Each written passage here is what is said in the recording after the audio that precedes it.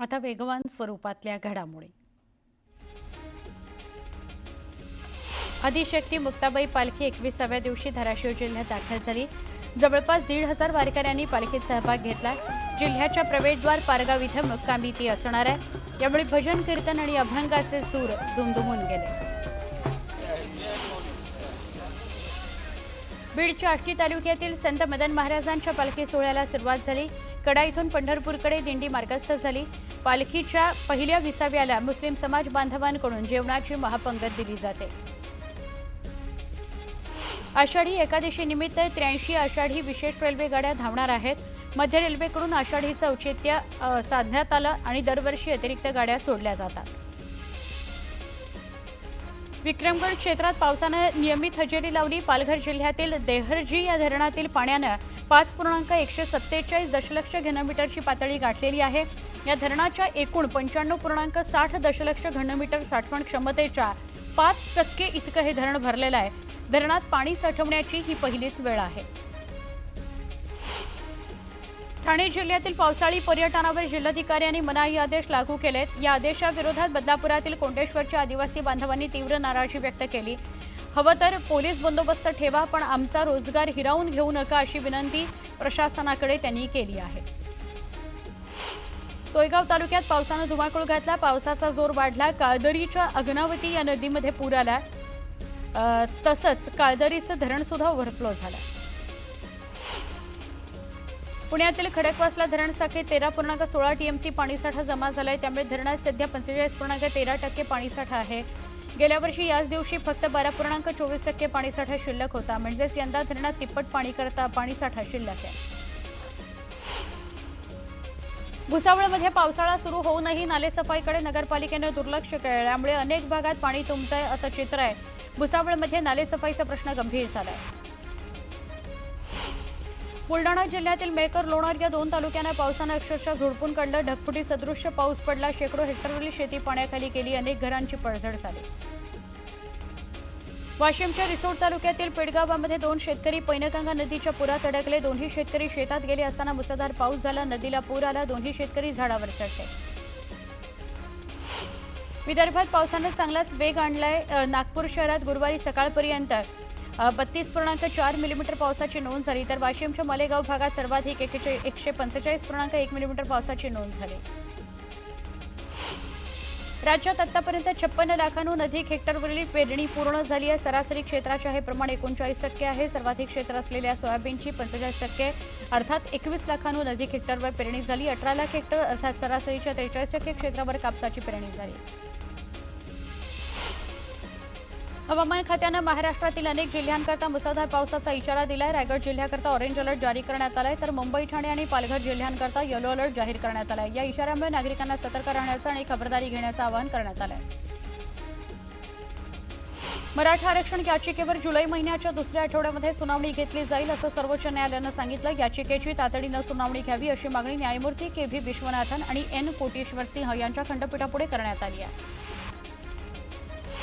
शक्तीपीठ महामार्गाच्या भूसंपादनाकरता राज्य सरकारनं 20,000 कोटी रुपयांची तरतूद करून महामार्ग रेटण्याचा प्रयत्न सुरू केला असताना शक्तीपीठ महामार्गविरोधी संघर्ष समिती आक्रमक झाली। 1 जुलैला कृषी दिनाचं औचित्य साधत शक्तीपीठ बाधित 12 जिल्ह्यांमध्ये रास्ता रोको करण्याचा आणि जमिनीची मोजणी हाणून पाडण्याचा निर्णय घेण्यात आला। मराठवाडा आणि आणखी काही दुष्काळग्रस्त भागाचं चित्र शक्तीपीठ महामार्गामुळे बदलेल। आज जे विरोध करत आहेत त्यांनी समृद्धी महामार्गालाही विरोध केला होता, पण हाच मार्ग आज गेम चेंजर ठरतो आहे। या शब्दात मुख्यमंत्री देवेंद्र फडणवीस यांनी शक्तीपीठ मार्गाचं जोरदार समर्थन केलं। मुंबई पोलिसांनी ठरवलं तर ते काहीही करू शकतात याची प्रचिती पुन्हा एकदा आली आहे। मुख्यमंत्री देवेंद्र फडणवीस यांचा सक्रिय पाठिंबा आणि पोलीस दलाची इच्छाशक्ती यातून मुंबईतल्या वेगवेगळ्या धर्माच्या 1500 वस्तूंवरचे भोंगे उतरवण्यात मुंबई पोलिसांना यश आलं। माहीत नाही। काल पत्रकार परिषद घेताना राज ठाकरे म्हणाले की या संदर्भात आपण मोर्चा काढणार होतो आणि या मोर्चामध्ये कोण कोण सहभागी होतं हे देखील मला बघायचं आहे, कारण फक्त बोलणं आणि प्रत्यक्ष मोर्चामध्ये येणं, कारण हा मोर्चा जो असेल तो झेंडा व्यतिरिक्त अजेंडा असेल या मोर्चामध्ये। आता त्याचं उत्तर दिलं मी की या संबंधीचा काही भाष्य त्यांनी केलेलं आहे, ते आम्हाला समजून घ्यावं लागेल ना। कुणी सांगतो तुम्ही ह्याच्यात सहभागी व्हा अशी भूमिका घेता येणार नाही. पण जर त्यांचा मुद्दा महत्त्वाचा असेल, राज्याच्या हिताचा असेल, तर तो जाणून घेणं आणि त्याच्यावर योग्य तो निर्णय घेणं याची आवश्यकता भाजप हा मुद्दा सोडून काढेल असं वाटतं का? कारण आम्ही मराठी भाषेला अभिजात भाषेचा दर्जा दिला असं असताना हे जो हिंदी आणि मराठीचा जो वाद सुरू आहे हे भाजप आणून पाडेल असं वाटतं? मला काही याच्यात वाद दिसत नाही. माझ्या मते फक्त सरकारने 1ली ते 4थी इथं हस्त करू नये. पुस्तकांना स्थगिती दिली, मात्र तोंडी शिकवणार असं दादा भुसेंनी आता स्पष्ट केली. मला ठाऊक नाही. साहेब, शक्तीपीठसाठी समृद्धी महामार्गाचा दाखला दिला जातो, त्याच्यामुळे खूप मोठी प्रगती होत आहे असं सांगितलं जातं. त्याच समृद्धी महामार्गावर ठिकाणी तुम्ही टीका केली होती की जे कोणी जात आहेत त्यांना देवेंद्रांची आज्ञा होते अशी इथपर्यंत टीका केली होती तुम्ही. तर खरोखरच त्याच्यामुळे समृद्धी महामार्गामुळे विकास होतोय का? आता लगेच कसं सांगायचं, तर तो रस्ता झाला आहे. दुर्दैवाने तिथं ॲक्सिडेंटची संख्या ही चिंता व्यक्त करावी असेल, पण त्याची रिझल्ट 1-2-3 वर्षांनीच. सर, महाराष्ट्र कर्नाटक सीमाप्रश्न बरीच वर्ष रेंगाळलेला आहे. त्याच्या आता सर्वोच्च न्यायालयामध्ये सुनावणी सुरू झाली, पण महाराष्ट्र शासन त्यात गांभीर्य नाही. आपल्याला आज एकीकरण समितीचे लोक पण भेटून गेलेले. तर या प्रश्नाला गती मिळण्यासाठी शासनाने काय नाही, केलं? त्याच्यात एकीकरण समितीचं म्हणणं एकच आहे की एक कमिटी नेमली, आत्ताच नेमली, तर त्या कमिटीमध्ये जयंत पाटील आणि काही सहकाऱ्यांच्यावर जबाबदारी टाकावी असा आग्रह एकीकरण समितीचा आहे. आणि ते माननीय मुख्यमंत्र्यांशी मी बोलावं असं त्यांनी आज सुचवलं. तुम्ही मुंबईला गेल्यावर मुख्यमंत्र्यांशी बोलणार. महसूल वाढीसाठी मुंबई महानगरपालिका न्यूज 18 लोकमतनं शहापूर मुरबाड तालुक्यांना जोडणाऱ्या घोरपडी नदीवरील पूल धोकादायक बनल्याची बातमी दाखवली होती. या बातमीची दखल घेत पुलाच्या डागडुजीचं काम सुरू करण्यात आलं. तुटलेले सुरक्षा कटले बसवण्याचं काम सुरू झालेलं आहे. नंदुरबार जिल्ह्यामध्ये सीएनजीच्या अपुऱ्या पुरवठ्यामुळे सीएनजी पंपावर वाहनधारकांच्या मोठ्या रांगा लागल्या होत्या. 3 दिवसांपासून जिल्ह्यातील सीएनजी पंपावर अपुरा पुरवठा झाल्या. वाहनधारकांना याचा मोठा त्रास सहन करावा लागला. महापालिका निवडणुकीच्या पार्श्वभूमीवर जळगावात महायुतीत वादाची ठणकी पडण्याची शक्यता. भाजप 57 जागांकरता आग्रही आहे, तर दुसरीकडे शिंदे आणि अजित पवारांकडून स्वबळाची चाचपणी केली जाते. नेवासा तालुक्यातील फत्तेपूर शिवारातील क्षेत्रावर मालकी हक्काकरता बोरुडे कुटुंबियांनी जिल्हाधिकारी कार्यालयासमोर आमरण उपोषण सुरू केले. या प्रकरणी चौकशी करून न्याय द्यावा अशी मागणी उपोषणकर्त्यांनी केली.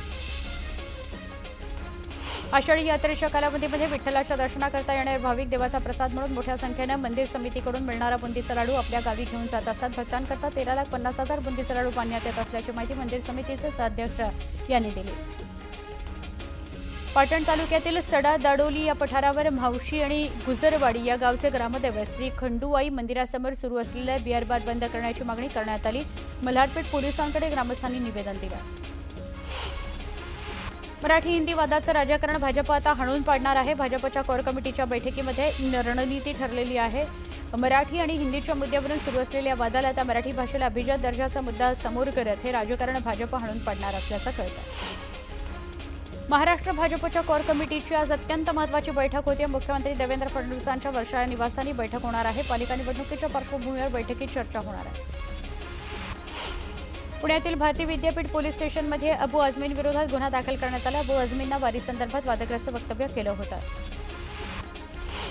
उद्धव सेनेचे नेते संजय राऊत यांनी 2023 मध्ये दाखल केलेल्या मानहानी दाव्याप्रकरणी मत्स्य व्यवसाय व बंदर विकास मंत्री नितेश राणे यांच्या विरोधात माझगाव न्यायालयानं अजामीनपात्र वॉरंट जारी केलेलं आहे.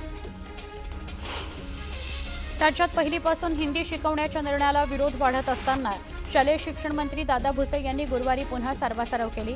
पहिलीपासून नव्हे तर तिसरीपासून हिंदी शिकवण्यात येणार असून पहिली दुसरीला केवळ मौखिक शिक्षण दिलं जाणार असल्याचं ते म्हणाले. मुंबई महापालिकेच्या शाळांचा टक्का घसरत असताना 13 वर्षात हिंदी माध्यमातील 47% विद्यार्थी घटले. तसंच हिंदीच्या 19 शाळांमधील शाळा देखील बंद झाल्या आहेत. 1212 शिक्षकही कमी झाल्याचं वास्तव माहिती अधिकारातून समोर आलं. पॉलिटेक्निक अभ्यासक्रमाच्या प्रवेश प्रक्रियेला 30 जूनपर्यंत मुदतवाढ देण्यात आली अशी माहिती तंत्रशिक्षण संचालनालयाचे संचालक विनोद मोहितकर यांनी दिली. या अभ्यासक्रमाकरता यंदा विक्रमी अर्ज आले आहेत. ही प्रवेश प्रक्रिया 20 मे पासून सुरू झाली होती.